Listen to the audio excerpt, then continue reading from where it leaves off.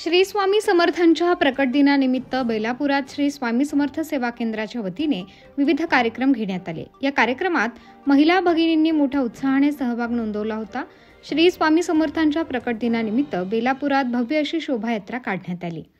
या शोभायात्रेत महिलांचा सहभाग वाखाणण्याजोगा होता। मिरवणुकीच्या मार्गावर ठिकठिकाणी सडा रांगोळी काढण्यात आली होती। अनेकांनी श्री स्वामी समर्थांच्या प्रतिमेचे पूजन केले। मिरवणूक ध्वजा झेंडा चौकात आल्यानंतर या ठिकाणी बाजार समितीचे सभापती सुधीर नवले, माजी जिल्हा परिषद सदस्य शरद नवले, बाजार समितीचे उपसभापती अभिषेक खंडागळे, माजी सरपंच भरत साळुंके, भगीरथ मुंडलिक, विष्णुपंत डावरे, पत्रकार देविदास देसाई, संजय बोंडके, दादा दिलीप अमोलिक आदींनी प्रतिमेला पुष्पहार अर्पण करून पूजन केले।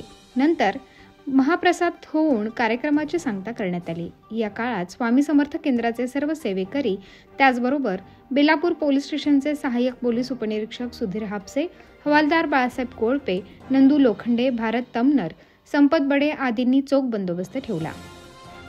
उत्तर महाराष्ट्र न्यूज नेटवर्कसाठी देविदास देसाई, बेलापूर।